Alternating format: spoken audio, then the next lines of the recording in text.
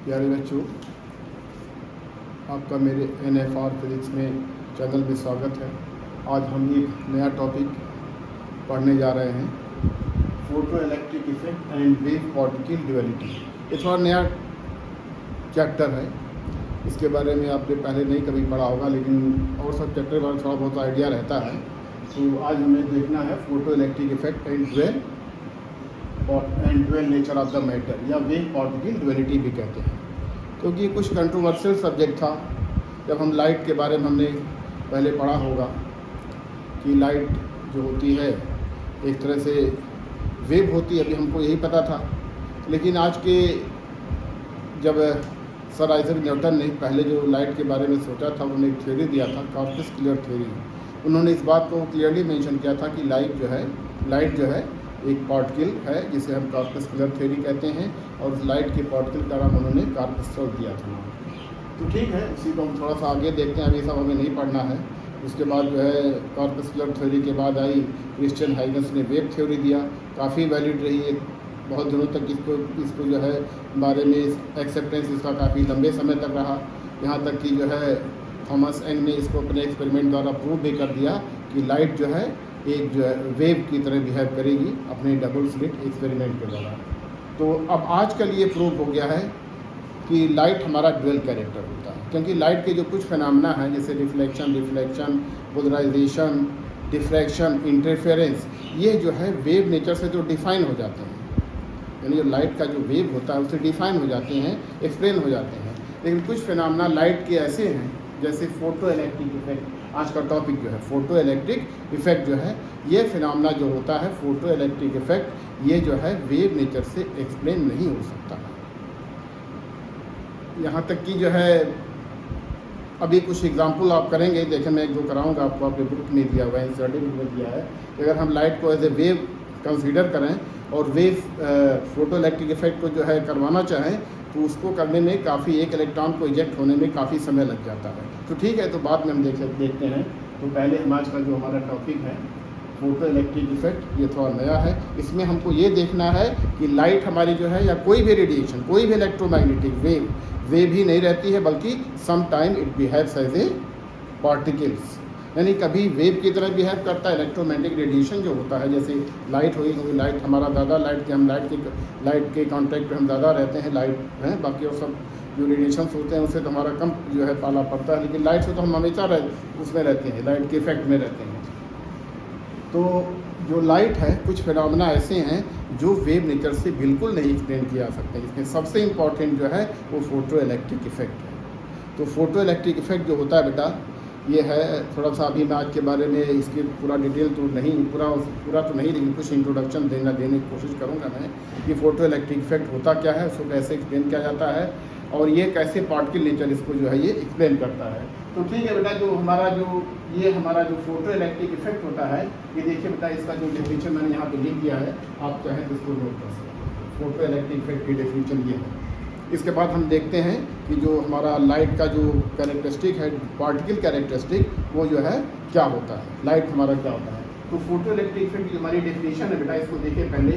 When light of suitable frequency या wavelength, देखिए बेटा इसमें सुटेबल वर्ड यूज़ किया गया है, सुटेबल वर्ड यूज़ किया गया है। इसके लिए कुछ कंडीशंस होती है फोटो की जो लाइट हो उसकी फ्रीक्वेंसी जो है एक पर्टिकुलर फ्रीक्वेंसी से मिनिमम फ्रीक्वेंसी होती है, या फिर उसकी मैक्सिमम वेवलेंथ होती है। अगर उस वेवलेंथ से ज़्यादा वेवलेंथ की लाइट होगी तो उसे फोटो इलेक्ट्रिक एमिशन नहीं होगा। खैर बाद में इसको हम देखते हैं, फिलहाल इसको डेफिनेशन देख लीजिए, इसको आप चाहे तो नोट भी कर लीजिए। When light of suitable frequency और wavelength falls on a metal surface, then electrons are ejected out from the metal surface.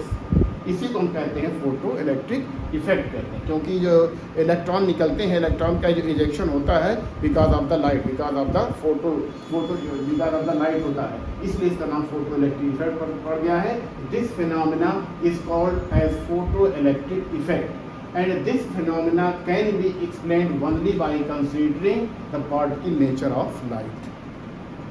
Bye the particle nature, यानी वेव नेचर से, यानी वेव कैरेक्टरिस्टिक ऑफ लाइट से इससे हम एक्सप्लेन इस phenomena को नहीं कर सकते हैं। 2-3 फिनोमेना ऐसे हैं जो कि बिल्कुल नहीं कर सकते। इसमें है आपका फोटो इलेक्ट्रिक इफेक्ट है, कॉम्पटन इफेक्ट है, या और भी एक ऐसे फिनोमेना है जो कि वेव नेचर से या वेव कैरेक्टरिस्टिक ऑफ लाइट से हम एक्सप्लेन नहीं कर सकते हैं। जैसा कि और कुछ फिनोमेना है, इंटरफेरेंस, डिफ्रैक्शन, पोलराइजेशन, ये सिर्फ वेव से होते हैं। जब हम स्टडी कर रहे थे इलेक्ट्रोमैग्नेटिक वेव के बारे में, तो इसकी जो आइडिया दिया था हमें दिया था, जो मैक्सवेल ने दिया था, जो है ये कि मैक्सवेल से 4 इक्वेशन बनाए थे, उसी में फोटो इलेक्ट्रिक, उसमें जो है इलेक्ट्रोमैग्नेटिक वेव दिया था। उन्होंने भी इसको वेव ही कहा था, यानी लाइट को भी, जितने भी रेडिएशंस आ रहे थे, जितने भी आ रहे, सबको वेव ही कहा था। लेकिन ठीक है, वेव उसके बारे में आए, जब कुछ फिनोमेना की डिस्कवरी अब हुई, उससे फोटो इलेक्ट्रिक इफेक्ट के जो फिनोमेना था, सबसे पहले ये जो इसका सजेशन दिया था हेनरिच हॉर्ट्स ने दिया था, जो इलेक्ट्रोमैग्नेटिक वेव के प्रोडक्शन और डिटेक्शन के ऊपर एक्सपेरिमेंट कर रहे थे। तब उन्हें ये फिनोमेना दिखाई दिया था कि जब एक पर्टिकुलर फ्रीक्वेंसी या पर्टिकुलर वेवलेंथ की लाइट एक मेटल सरफेस पे पड़ती है तो उससे इलेक्ट्रॉन इजेक्ट होना शुरू हो जाते हैं, इलेक्ट्रॉन निकलना शुरू हो जाते हैं। वहीं से हुआ था। बाद में इसको और भी हर्ट्स ने भी, हेल्वाक्स ने भी, लेनॉर्ड ने भी एक्सपेरिमेंट किया, तब ये पता चला कि फोटो इलेक्ट्रिक इफेक्ट क्या होता है। और बाद में इसका एक्सप्लेनेशन दिया था, कंप्लीट एक्सप्लेनेशन दिया था अल्बर्ट आइंस्टीन ने दिया था, और उनके लिए उसको नोबेल प्राइज़ भी मिला था। ठीक है, इसको हम बाद में देखते हैं। पहले हम ये देखते हैं कि बेटा लाइट का जो ड्वेल नेचर होता है, यहाँ देखिए दिखा नहीं, लाइट हैज़ ड्वेल नेचर, यानी लाइट का जो होता है दोहरा नेचर होता है, दो नेचर होता है। एक नेचर वेव का, it can behave as a wave and as well as a particle, यानी ये वेव की तरह भी बिहेव करती है लाइट मीन्स यहाँ पर कोई भी बेटा इलेक्ट्रोमैग्नेटिक रेडिएशन जो होता है वो उसमें वेव का भी कैरेक्टरिस्टिक होता है और पार्टिकल का भी कैरेक्टरिस्टिक होता है, डिपेंडिंग ऑन द सिचुएशन। इस सिचुएशन में लीजिए इंटरफेरेंस की सिचुएशन ले लिया जाए, जो थॉमस सिंह ने किया था, उसमें वेव नेचर है। इसी तरह से डिफ्रैक्शन भी है, वेव नेचर भी है। इसी तरह से और भी कुछ फिनोमेना है जिसमें वेव नेचर आते हैं, लेकिन कुछ फिनोमेना है जैसे photo electric effect, Compton effect etcetera, they can not be explained with the help of wave theory, with the wave nature of the light, they can be explained only by considering the particle nature of light. तो particle nature के बारे में है, तो इसका मतलब ये हुआ कि लाइट हमारी जो है दोनों तरह बिहेव कर सकती है, लाइट वेव की तरह भी, पार्टिकल की तरह भी, depending upon the situation. One of the characteristic whether wave और पार्टिकल नेचर डोमिनेट्स, ये होता है। तो ठीक है, तो हमें जैसे दिया कि लाइट जो है पहले वेव थी, अब पार्टिकल की तरह बिहेव भी करती है। तो एक आइडिया लोगों के माइंड में और आया कि क्या पार्टिकल भी वेव की तरह बिहेव कर सकते हैं।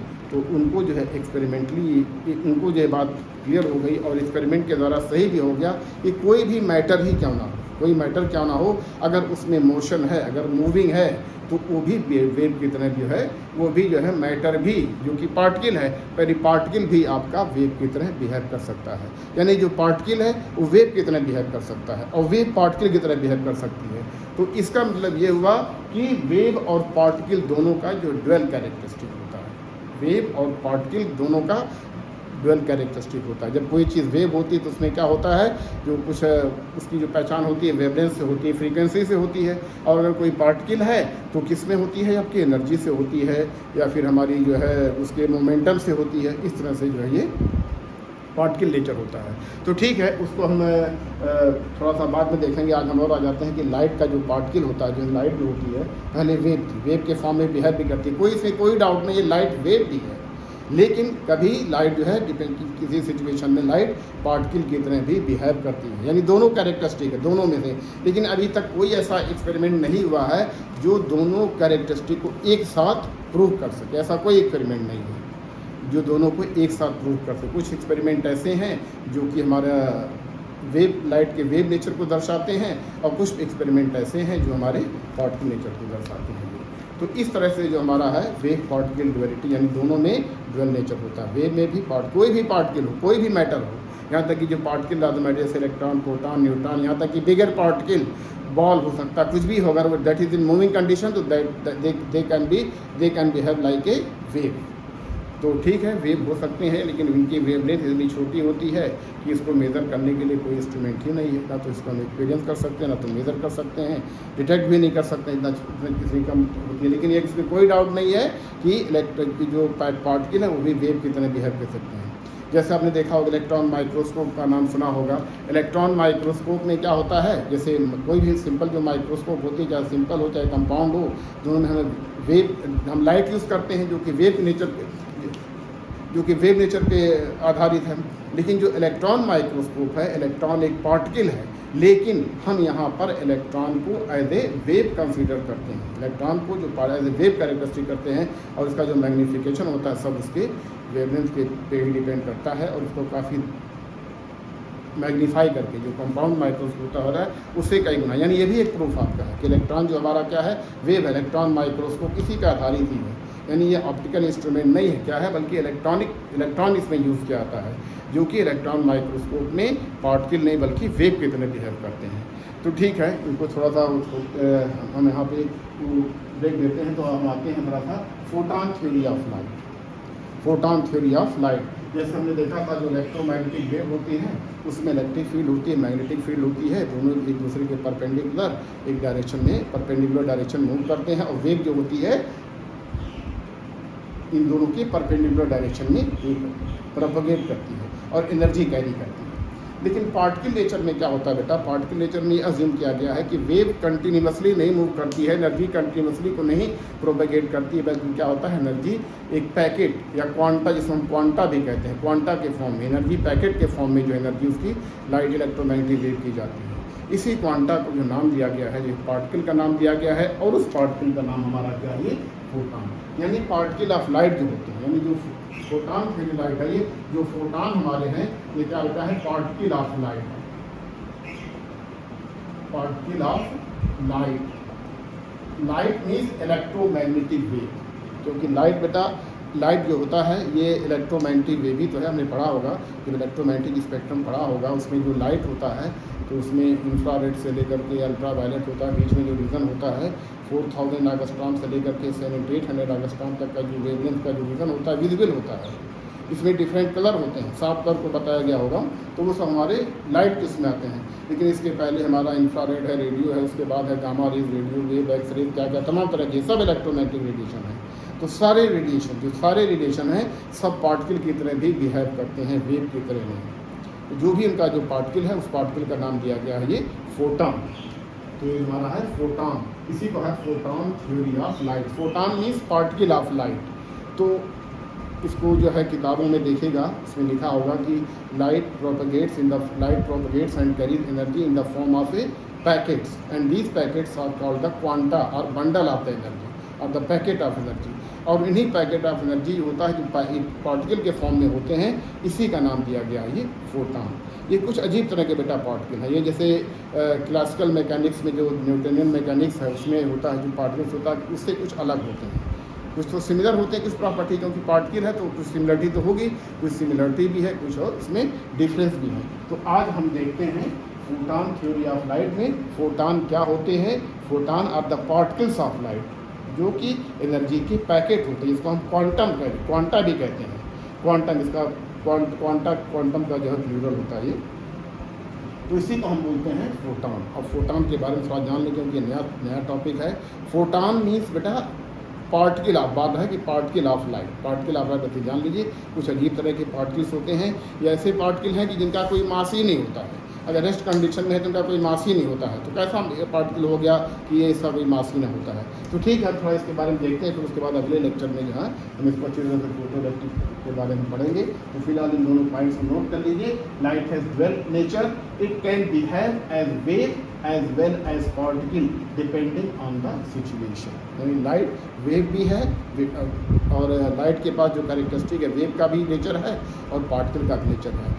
ये किस सिचुएशन में ये किस सिचुएशन पे डिपेंड करता है। जैसे photo electric effect, Compton effect, ये हमारा पार्टिकल नेचर से एक्सप्लेन हो सकता है, लेकिन जो इंटरफेरेंस है, डिफ्रैक्शन है, पोलराइजेशन है, ये वेव नेचर से एक्सप्लेन हो सकता है। तो लाइट है wave character depending upon the situations.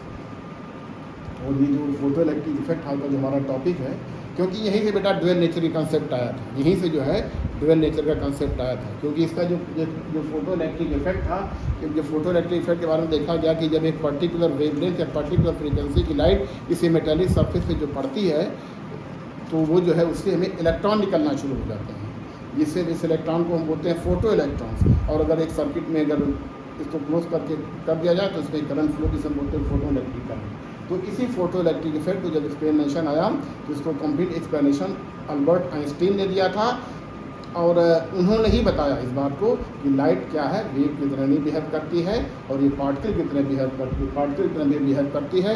और फोटो इलेक्ट्रिक इफेक्ट के लिए हम सिर्फ पार्टिकल नेचर से ही इसको हम एक्सप्लेन कर सकते हैं, वेव नेचर से हम इसको नहीं एक्सप्लेन कर सकते हैं। कुछ बातें ऐसी हैं जो कि इसको बताती हैं, दर्शाती हैं, तो उसको हम बाद में देखेंगे। फिलहाल हम थोड़ा सा फोटॉन के बारे में देखते हैं कि फोटॉन होते क्या हैं। तो ठीक है, इसको आप नोट करिए, फिर इसको मैं मिटाता हूँ। देखिए इसको मैं मिटा रहा हूँ, इसको देखिए।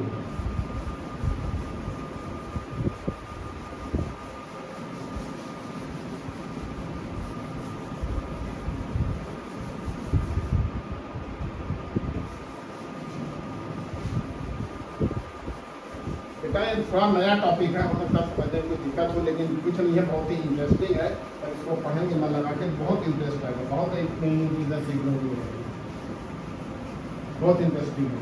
लाइट के बारे में अभी तक आपने पढ़ा था कि लाइट, हालांकि न्यूटन ने बहुत पहले कहा था कि लाइट जो है वेव नहीं बल्कि क्या है, पार्टिकल। तो बाद में आकर के हाइगन्स ने दिया कि नहीं, लाइट वेव में, पार्टिकल नहीं वेव। तो उसने कुछ फिनोमेना एक्सप्लेन भी किया। आपके बोर्ड के एग्जाम में भी आते हैं कि जो है explain the phenomena of reflection reflection by using the Huygens principal.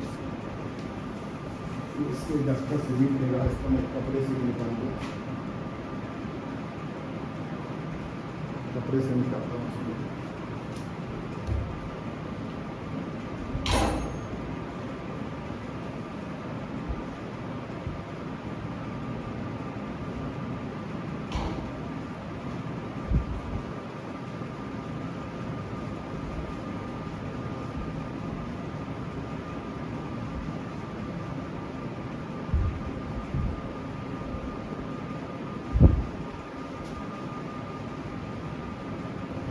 तो ठीक है बेटा, हम इसको थोड़ा देखते हैं।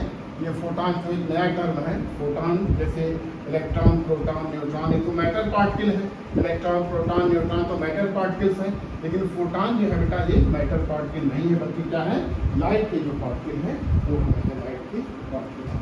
तो जो फोटॉन थ्योरी ऑफ लाइट है, इसको हम क्वांटम थ्योरी भी बोलते हैं, इसको हम बोलते हैं क्वांटम थ्योरी ऑफ लाइट भी बोलते हैं, क्योंकि लाइट की जो एनर्जी होती है वो क्वांटाइज होती है। अभी हम देखते हैं।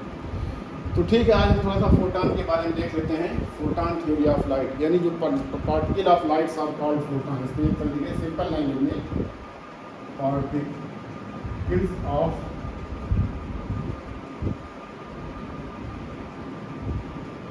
पार्टिकल्स ऑफ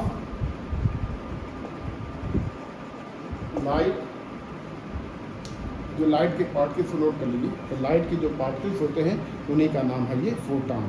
ये मैटर पार्टिकल से कुछ अलग होता है। मैटर पार्टिकल मीन्स किसी भी मैटर के पार्टिकल, जैसे हम हैं मैटर के पार्टिकल्स है, या कोई इस रूम में जो भी मटेरियल पड़ा हुआ, जो भी ऑब्जेक्ट्स हैं वो सब मैटर पार्टिकल्स हैं। इलेक्ट्रॉन है, प्रोटॉन है, न्यूट्रॉन है, मॉलिक्यूल्स हैं, एटम्स हैं, ये सब क्या है, मैटर पार्टिकल्स हैं। तो मैटर पार्टिकल में भी जैसे पार्टिकल है, लेकिन इसमें वेव नेचर भी पाया जाता है, इससे वेव नेचर भी पाया जाता है। तो आज हम इसी के बारे में थोड़ा सा देखते हैं। तो फिलहाल हम आते हैं फोटॉन के ऊपर। फोटॉन जो है, जो एनर्जी के जो पैकेट होते हैं, इसे हम क्वांटम भी बोलते हैं। और इसका जो एक सिंपल लैंग्वेज में नाम दे दिया गया क्या, फोटॉन। पार्टिकल्स ऑफ लाइट का एक सिंपल नाम दिया गया है फोटॉन। तो फोटॉन हटा, इसकी कुछ प्रॉपर्टी होती है। इसकी प्रॉपर्टी तो कुछ ऐसी है, मैं बोल देता हूँ आप लोग कि इसको मैं लिखने की कोशिश करता हूँ, थोड़ा सा लिखने की कोशिश की करता हूँ इसको।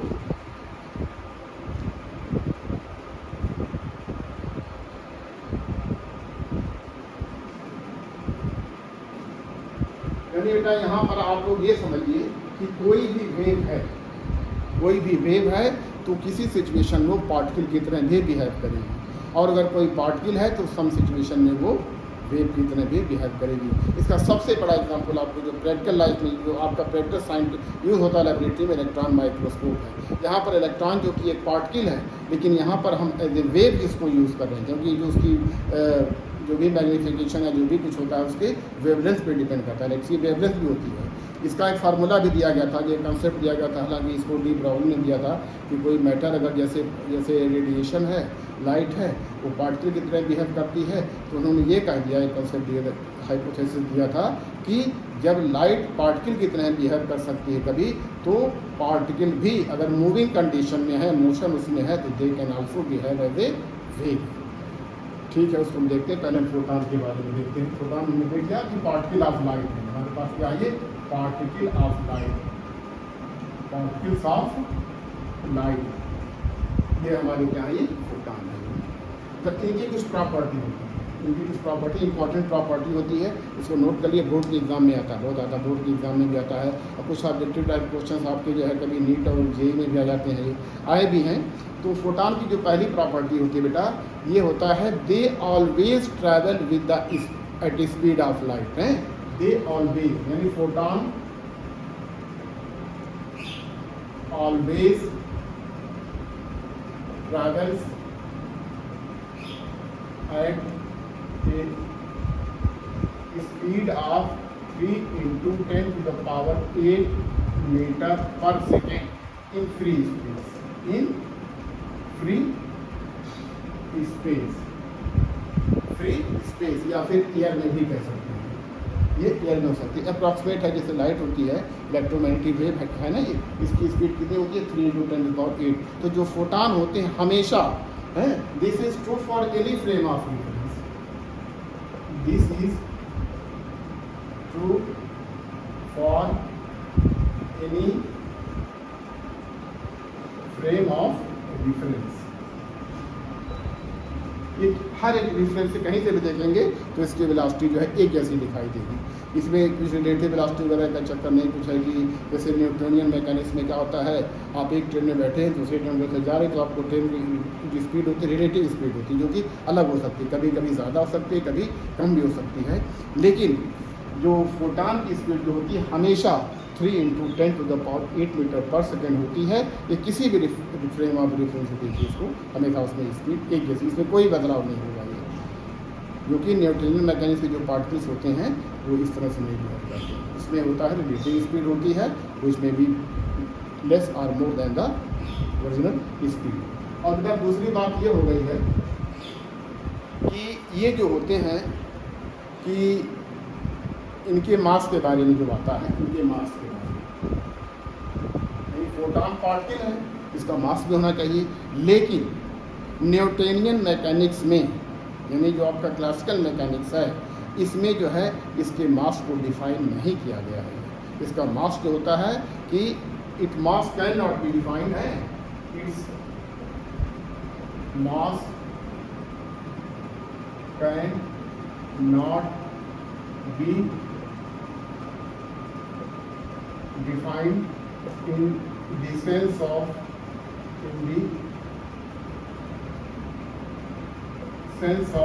Newtonian mechanics. Newtonian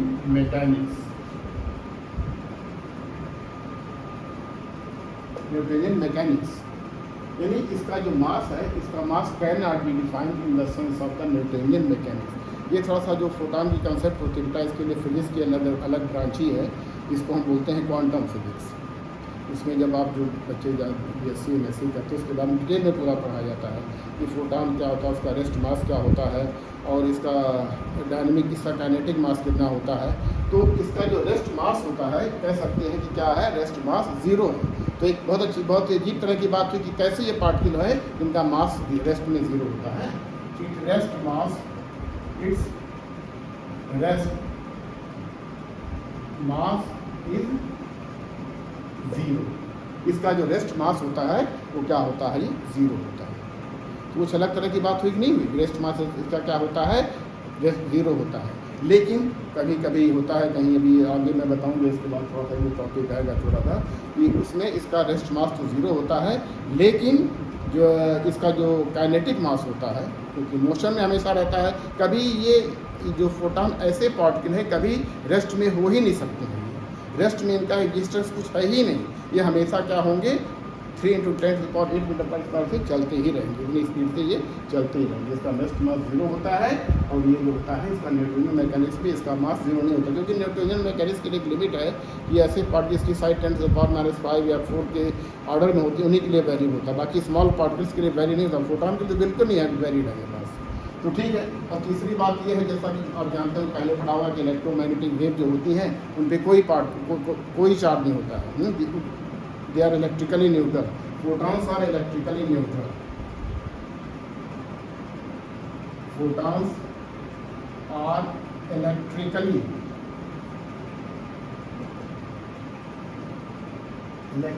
neutral. Electrically क्या होता है ये न्यूट्रल, इस पर कोई चार्ज नहीं होता है, यानी they are not deflected by electric and magnetic field, जैसा कि सारे इलेक्ट्रोमैग्नेटिक वेव में होता है। They are not deflected by, यानी photons are not deflected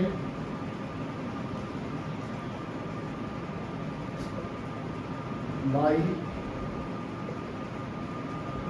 electric and magnetic field, electric and magnetic field, electric और मैग्नेटिक फील्ड से ये डिफ्लेक्ट नहीं होते, कोई फर्क नहीं पड़ता है। अच्छा, तो ये हो गए हैं 3 बातें तो हो गई। इसका कोई जो होता है रेस्ट मास नहीं होता है, हमेशा इसमें 3 × 10⁸ मीटर चलती हैं, इनका रेस्ट मास 0 होता है। इसका रेस्ट मास न्यूटन में तो डिफाइन कर ही नहीं सकते हैं, सिर्फ इसका रेस्ट मास 0 मान लीजिए, बस ये इतना समझिए। अपना जैसा काइनेटिक मास कुछ होता है, इट इज इक्विवेलेंट टू, क्योंकि हम जानते हैं कि मास एनर्जी इक्विवेलेंट के द्वारा जो कि आइंस्टीन ने दिया था = mc², उसी फार्मूले के आधार पर इसका हम कुछ काइनेटिक मास कैलकुलेट किया जा सकता है। और ये फोटॉन्स पर कोई इलेक्ट्रिकल चार्ज होता नहीं है, इलेक्ट्रिकली न्यूट्रल होते हैं, इसलिए इलेक्ट्रिक और मैग्नेटिक फील्ड का कोई प्रभाव पे नहीं पड़ता। तो ठीक है, कुछ और बातें हैं हम इसमें देखते हैं। ये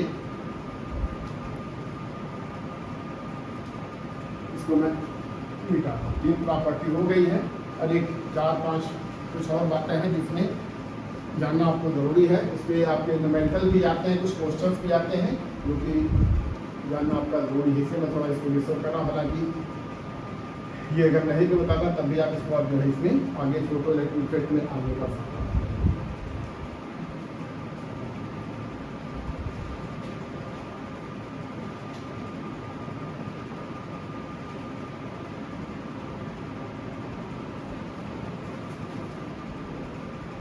चौथी की बात हो रही है, एक तो रेस्ट मास के बारे में हो गया, 0 होता है, न्यूट्रल हो गया, और उसकी स्पीड के बारे में हो गया है। चौथा बात होता है कि all photon have definite amount of energy and a photon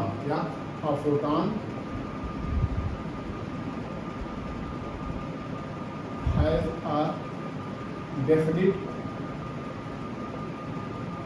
energy and a definite momentum and a definite momentum।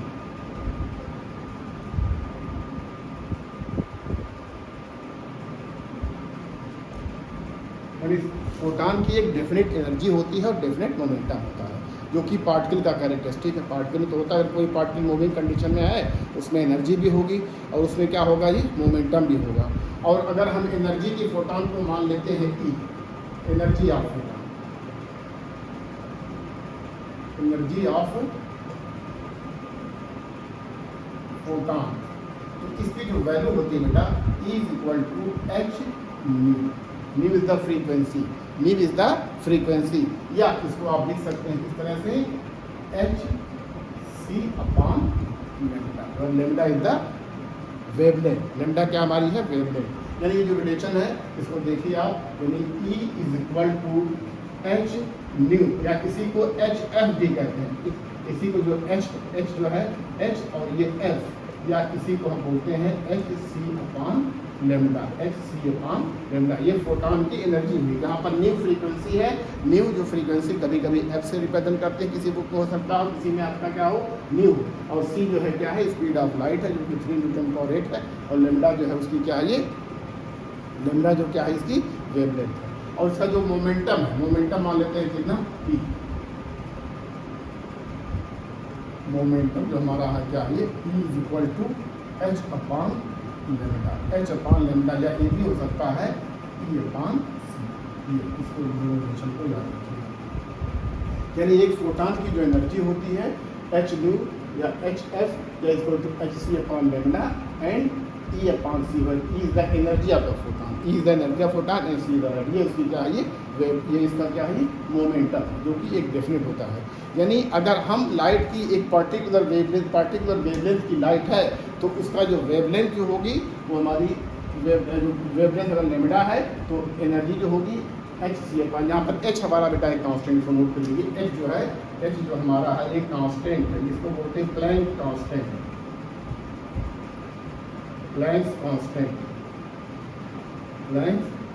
Constant, और इसकी जो वैल्यू होती है 6.626 into 10 to the power -34 joule second. देखिए 6.626 into 10 to power -4 joule second, ये Planck constant की value होती है। इसको जो है याद रखिएगा, वैसे एग्जाम में दिया रहता है, बोर्ड का होता है, कोई भी कंप्यूटर सर्विस की एनर्जी रहती है। देखिए यहाँ पर जूल हमारी क्या बेटा है एनर्जी, जो एनर्जी है क्योंकि फोटॉन है इसकी एनर्जी बहुत कम होती है, इसलिए इस एनर्जी को किस में रिप्रेजेंट करते हैं हम, ये इलेक्ट्रॉन वोल्ट,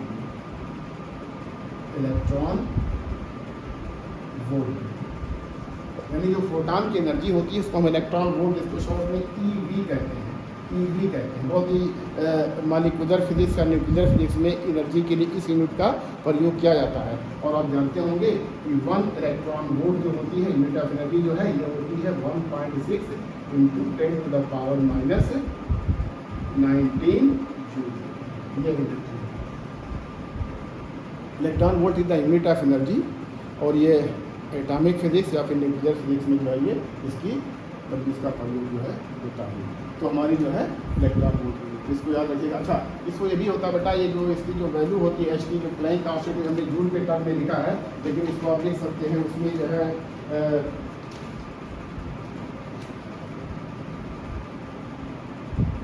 इसको ये भी लिख सकते हैं जो है ये जो एच होता है H is equal to 4.136 into 10 to the power -15 electron volt second, कुछ भी लिखिए जहाँ पे जैसी वैल्यू एच जो होती है, ऐसे जूल में सबसे ज़्यादा यही चलता है, electron 6.62 into 10 to the power -34 joule, या इलेक्ट्रॉन वोल्ट के टर्म में लिखेंगे तो यानी 4.136 plus it is also equal to 4.14 into 10 to the power -15 electron volt second, ये होती है। तो ठीक है, इसको देखिए, अब इस पर जो है तो हो गई हमारी एनर्जी, और क्या हो गया इसका जो है ये मोमेंटम हो गया। अच्छा, और कुछ प्रॉपर्टीज ये होती हैं कि फोटॉन की जो एनर्जी होती है, अगर हमें लाइट एक पर्टिकुलर वेवलेंथ की है तो कितनी ही उसकी इंटेंसिटी क्यों ना हो, तब भी उसके फोटॉन की एनर्जी में कोई चेंज नहीं होता, कोई तब्दीली नहीं होती, कोई परिवर्तन नहीं होता है। तो इसको कुछ समझने के लिए मैं लिख रहा हूँ कि जिस तरह से थोड़ा देखिए उसको।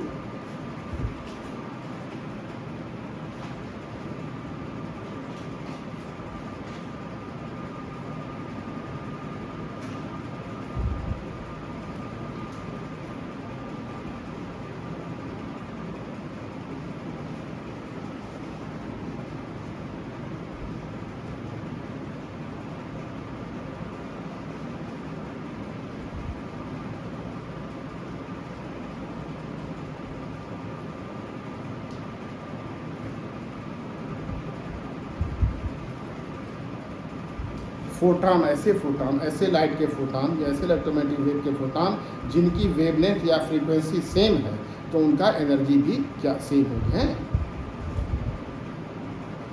और एक light of particular wavelength or frequency, for a light of particular wavelength or frequency they have the same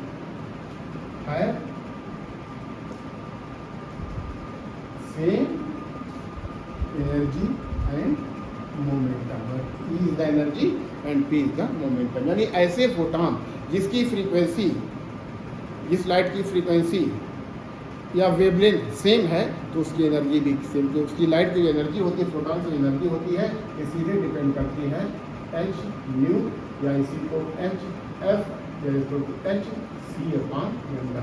अगर फ्रीक्वेंसी बढ़ेगी तो एनर्जी बढ़ेगी, अगर वेवलेंथ कम होगी तो एनर्जी क्या होगी हमारी, तब भी बढ़ेगी। इस तरह होता है। अगर हम वेवलेंथ और सेम है तो एनर्जी और वेवलेंथ दोनों ही क्या होगी, ये सेम। चलिए ठीक है। अब जो बेटा फोटो इलेक्ट्रिक इफेक्ट की बात आई थी, जैसा कि बताया गया था, उसमें क्या होता है, जो लाइट जब किसी मेटल सरफेस पे पड़ती है, फोटॉन आकर के क्या होते हैं, किसी इलेक्ट्रॉन से आकर के टकराते हैं, तो उसमें होता क्या है कि एनर्जी जो होती है, ये कंजर्व रहती है। एनर्जी और मोमेंटम दोनों क्या होते हैं, ये कंजर्व रहते हैं। कहने मतलब जो होता है कि इफ इलेक्ट्रॉन, अगर ये photon collide with the matter particles, that energy and momentum remains conserve है। If photon collide with a matter particle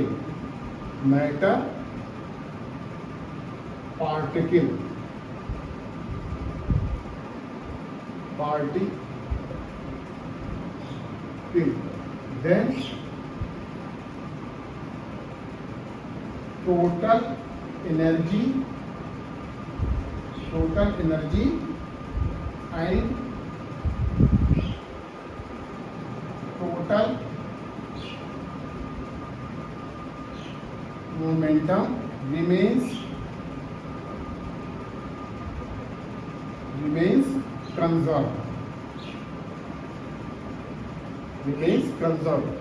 यानी टोटल एनर्जी और टोटल मोमेंटम दोनों क्या रहेंगे, कंजर्व रहेंगे। यानी जो फोटॉन और इलेक्ट्रॉन या मैटर पार्टिकल बीच में जो कोलिजन होता है, यानी photon collide with the matter particle, यहाँ पे मैटर पार्टिकल कोई भी इलेक्ट्रॉन हो सकता है।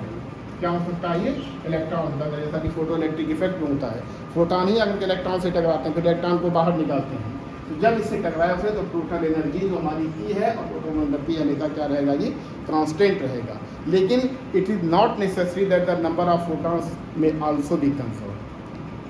ऐसा नहीं है कि फोटॉन जो है इस कोलिजन में कंजर्व है। कुछ फोटॉन क्या होते हैं, it may be absorb and the new photons may be emitted. Photons it is not necessary, यानी इसको भी लिख सकते हैं, it is not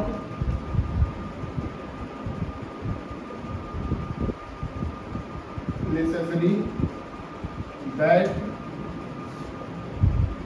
number of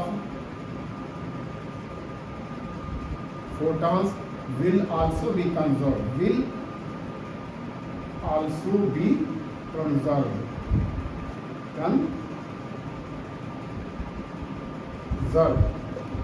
a photon may be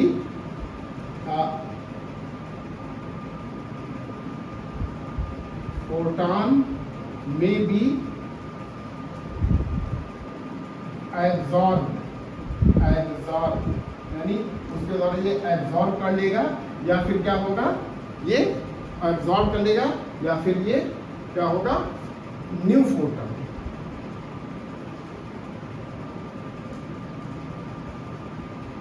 new photons will be emitted।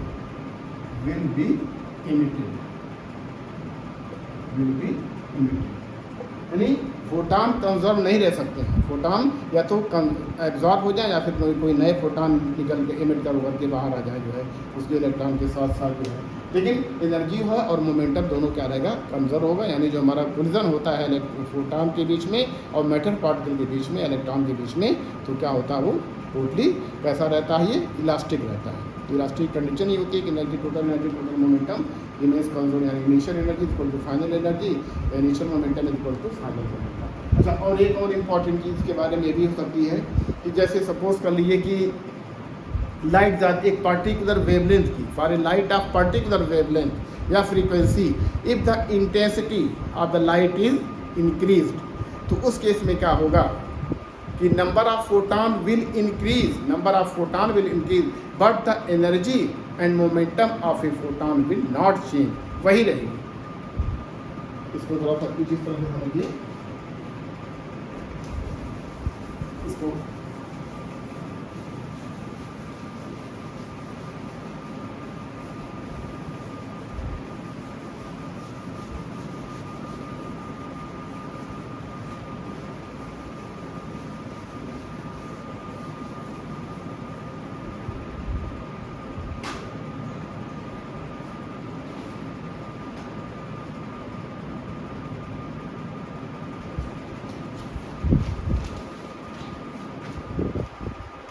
ये जो 6 पॉइंट है for A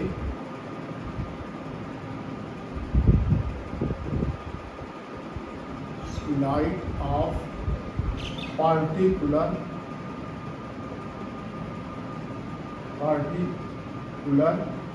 wavelength या फिर frequency if the intensity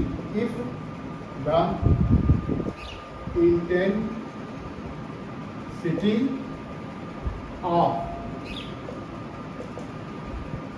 light is increased इनके ज़्यादा लाइट पड़ रही है। जैसे कोई मान लीजिए कि एक बल्ब है, एक जो है 60 वाट का है, एक 100 वाट का। जैसे पहले जो बल्ब इनकैंडेसेंट लैंप जो होता था उसमें जो है पर्टिकुलर वेव, हालांकि उसमें एक ही वेव में मोनोक्रोमेटिक लाइट नहीं होती है, कई सारी लाइट एक साथ होती है, सारे कलर को करते हैं।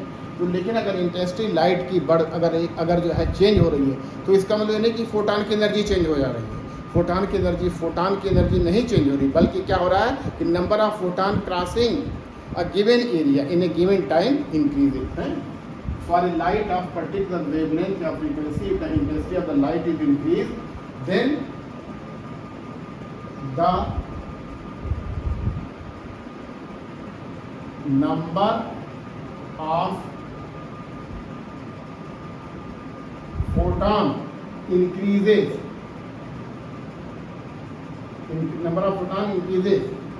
for a given area, for a given cross-sectional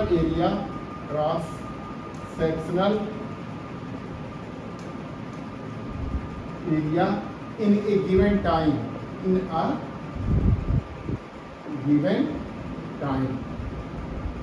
but the energy and momentum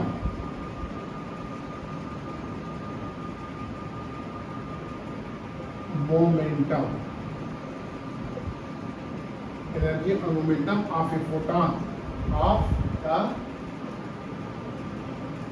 photon remains the same.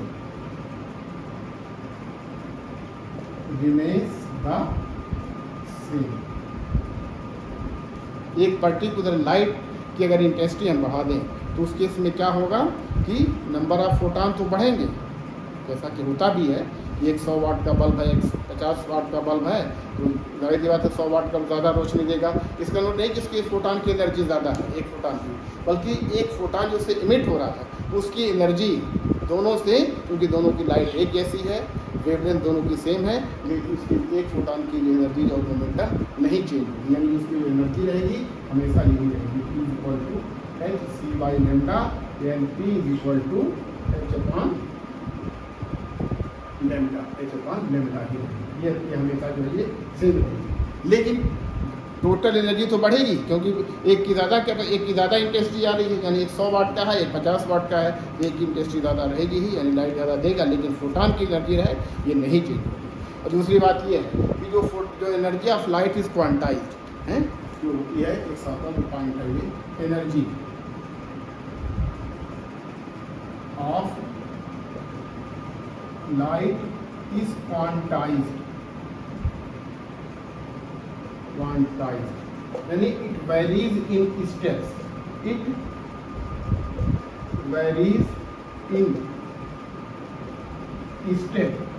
Step variety है। यानी जैसे हम कह दें कि एक फोटान की एनर्जी जो है ये हमारी है क्या है, एच न्यू। तो अगर n फोटान आते हैं, यानी ये 10 फोटान आते हैं, 20 फोटान आते हैं, तो एनर्जी क्या आएगी, 10 हो जाएगी। एनर्जी हमेशा होगी क्वांटाइज्ड होगी, यानी ये एक इसका जो हमेशा जो इंटीग्रल मल्टीपल होगा, यानी energy E will be the integral multiple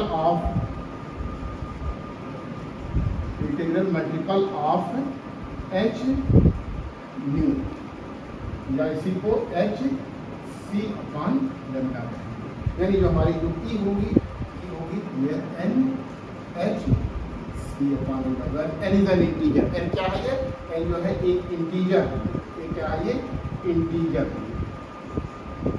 teaser है ये, इसकी जो हम इसी को बोलते हैं क्वांटम प्रिंसिपल क्वांटम नंबर भी कहते हैं, प्रिंसिपल क्वांटम नंबर भी इसको हम ये प्रिंसिपल क्वांटम नंबर भी से कहते हैं। यानी E इज इक्वल टू एक फोटॉन की एनर्जी n, अगर 10 फोटॉन है तो E इज इक्वल टू 10, एक फोटॉन की एनर्जी है तो 10 फोटॉन की एनर्जी। तो इसको हम कुछ और एग्जाम्पल से समझेंगे। यानी एनर्जी जो हमारी क्या होती है, क्वांटाइज होती है। फोटॉन की एनर्जी जो लाइट की एनर्जी होती है, ये energy of light is quantize. यानी इसीलिए हम इसको क्या बोलते हैं, फोटॉन थ्योरी जो होती है ना ये, इसको हम नाम होता है क्वांटम थ्योरी भी होती है, quantum theory of light, quantum theory of light. क्योंकि एनर्जी जो होती है क्वांटाइज स्टेप में होती है बेटा, ये कंटिन्यूस नहीं होती। जैसा कि आते नहीं कि बताया एक पैकेट में आती है, एक packet, 2 packet, 3 packet, 4 packet, 10 packet, 100 packet, 10 lakh, 100 lakh, crore, जितना भी हो सकता है, बहुत से हो सकती है, कंटिन्यूस नहीं होती है कि 1.12 1.13 1. ऐसा नहीं होगा। अगर होगी तो 1 होगी, 2 होगी, 3 होगी, इसका मल्टीपल होगा ये। इसीलिए इसको फोटॉन थ्योरी ऑफ लाइट को क्या बोलते हैं, quantum theory of the light. Quantum physics बेटा, फिजिक्स बहुत इंपॉर्टेंट ब्रांच है, इसको जब पढ़ेंगे तो बहुत इंटरेस्ट आएगा। तो ठीक है, मैंने कुछ इंपॉर्टेंट बताने की कोशिश किया है, इसको आप थोड़ा और किताबें समझिएगा या फिर मुझसे डिस्कस कीजिएगा। और मैं लोगों से आपसे और भी कहना चाहूँगा, थोड़ा मेरी रिक्वेस्ट है, मेरे चैनल को ज़रा सब्सक्राइब कीजिए। मैं क्योंकि बहुत मेहनत से बनाता हूँ, काफ़ी एक्सपीरियंस्ड है मुझे, तो इसलिए जो है आप इस पूरा मेरी वीडियो को देखिए, शेयर भी कीजिए, थोड़ा सा लाइक कमेंट भी क्या कीजिए। मैं इसको देखूँगा और अपने आप को थोड़ा सुधार करने की कोशिश करूँगा। उससे बहुत इंपॉर्टेंट, बहुत इंटरेस्टिंग टॉपिक है, बहुत अच्छी तरह पढ़िए इसको। फिर मैं अभी एक एग्जाम्पल के द्वारा समझाने की कोशिश करूँगा, उससे आपको फोटॉन का फंडा क्लियर हो जाएगा। ठीक, आज के लिए इतना रहेगी।